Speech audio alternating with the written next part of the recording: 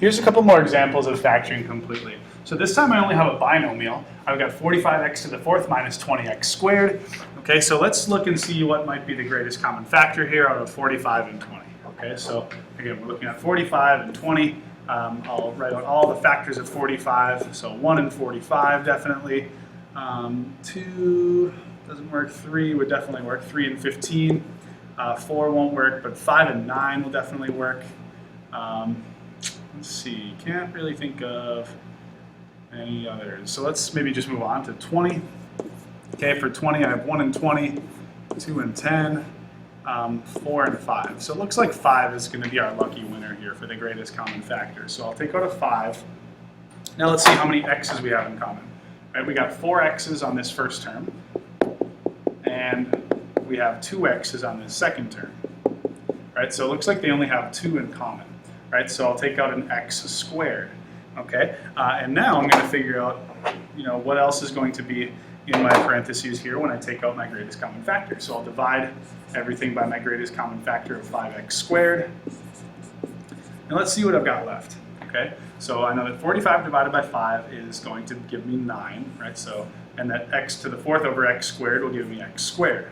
Okay, now I know that negative 20 over 5 is going to give me a negative 4, and that x squared over x squared will just divide to 1. And so now this is what I'm left off with. Okay, what we should see here, okay, hopefully, is that when we have this 9 and this 4, both of those are perfect squares. So this is one of our special patterns, right? This is going to be our difference of two squares pattern.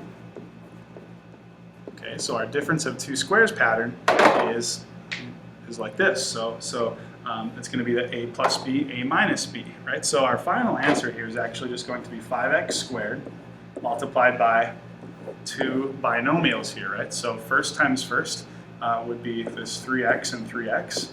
The product of that would give us that 9x squared. And then the last times last would have to give us negative 4. So one of these has to be a positive 2 and the other one has to be a negative 2. Okay, and we have now factored this completely. Okay, if you're ever not sure, we can just go ahead and FOIL and then multiply it all by 5x squared and make sure that we have our original problem left over. Okay, so let's look at one more example. Okay, we now have 75x to the fourth minus 3x squared. Okay, I'm just going to go ahead and guess at this point that we're gonna take out a 3 on this one, because I know that 3 is a prime number. I know that 75 divided by 3 will give us 25. Okay, so we're in pretty good shape. Okay, so at this point, I'm going to go ahead and I'm going to guess that I'm taking a 3 out. Okay, and then I know that there are 4 x's with this term and 2 x's with this term, so that's 2 in common, so I can also take out an x squared. Okay, and now I can see actually what's left over by dividing each of these terms by my greatest common factor of 3x squared. Okay, now this one gets a little bit tricky, but it's not too bad. All right, so 75 divided by 3 is 25, okay? And x to the fourth over x squared will give us x squared.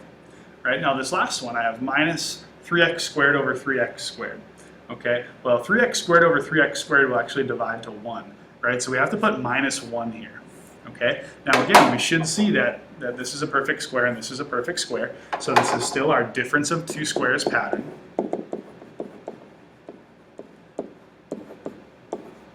Okay, and so that's going to be the a plus b, a minus b pattern, right? And again, if I were to FOIL that, it's just a squared minus b squared. Okay, and so at this point, I will now write this out as 3x squared multiplied by our two binomials that break this down a little bit further. This will be 5x and 5x in the front, and then the two numbers for last times last to get negative 1 will be a plus 1 and a minus 1. Okay, and now we have factored this expression completely. Okay, I hope these extra examples were helpful. We're going to now look at how we can solve equations using factoring.